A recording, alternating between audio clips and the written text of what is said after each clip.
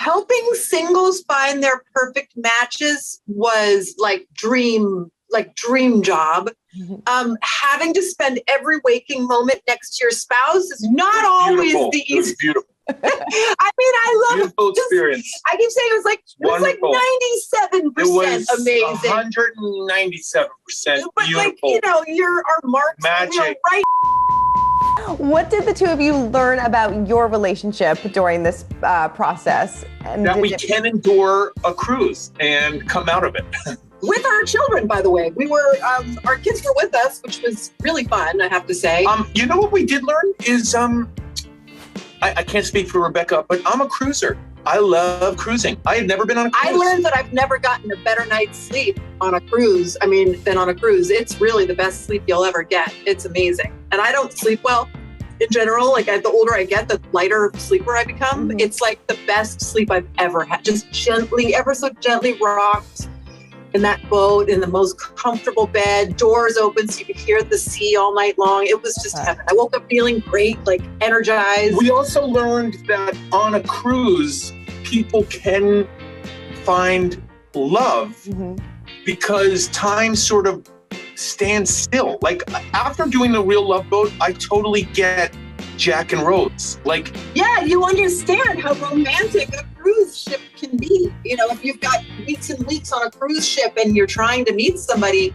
you're stuck with them. There's no distractions. No distractions. There's something very romantic about it. If you were single, or go back in the day or two when you were single, would you find love this way?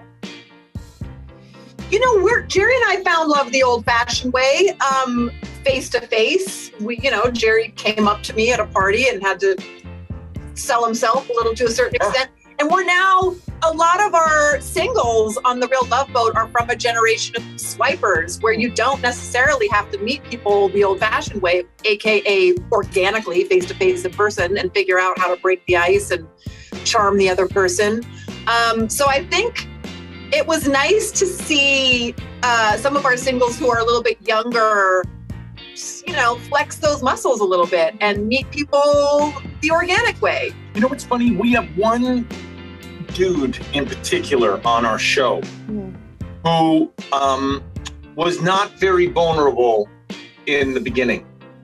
And I'm talking about, and I'm sorry, I don't want to single anybody out, so that's why I'm whispering. I'm not like, I guess I could say his name, right? No, don't. Okay. I wouldn't. Okay, I won't. He was, but you could tell he's someone who dates online. He's super hot. He has a bravado about him. And we watch him as the course of the Real Love Boat, as the cruise happens. You watch him really like open up, man. And it's really emotional. It's funny that there are a lot of younger singles who are so image conscious because everything is about getting that swipe correctly.